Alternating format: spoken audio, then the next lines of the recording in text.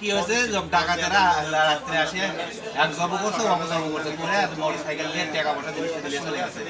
হ্যাঁ, সকালে উঠে এই আশেপাশে বাড়ি চেক পোস্ট করছে, দেখেছে তালা রক্ত ভরে আছে। তখন জি বিন্দু ঢুকে আসে দেখে দুজন দুটো করে আছে। আর কি কম বিয়ে হলো গাড়ি আছে যে না আসে তো তারা দেওয়া কারণ আবার মিস্ত্রি পাশে বাচ্চা আপনি তারা কাম দিতে বুঝতে পারছি আমি আগে দেখি ও তারা দেওয়া এই লাঠি খাটোর কাছে কাকে যায়নি ওর মক মাছা চাও না আমার সব থাকে তাকে নেয় গায়ে হয়ে গেছে ওই বাড়ির ছোড়ে তাকে পুজোতে লেগে গাছ করলো হাতের লেগেছে মা গাড়ি মারবে কেউ করে বাড়ি মারছে আমি সত্যি তো গাড়ি মারে তাওয়া করতে বলে আমি মরে মরে যাবো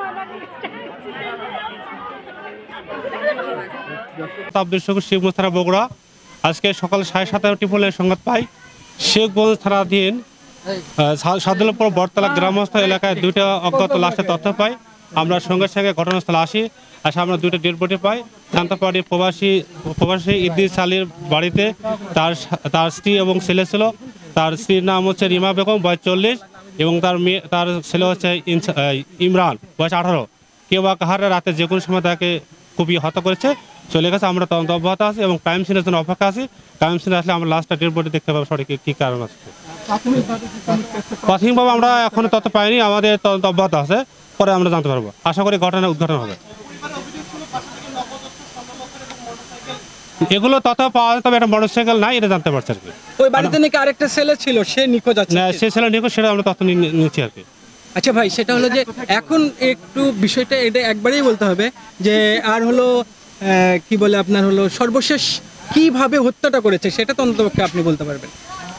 আসলে এই মুহূর্তে বলা কঠিন, তবে মোটরসাইকেলে ইস্যু থাকতে পারে। যেহেতু আমরা একটা কিছু তথ্য আছে, আমরা এই তথ্যটা উদ্ঘাটন করলে আমরা সঠিক তথ্য পাবো আর কি। নিহতদের গায়ে কোনো আঘাতের চিহ্নটা কি?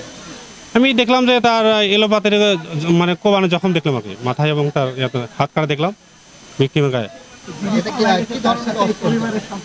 হতে পারে বটি, হতে পারে, মনে হয় যে বটি হতে পারে, চাকু বা বটি। কার সাথে? ওদের পরিবারের প্রতিবেশী আর কি।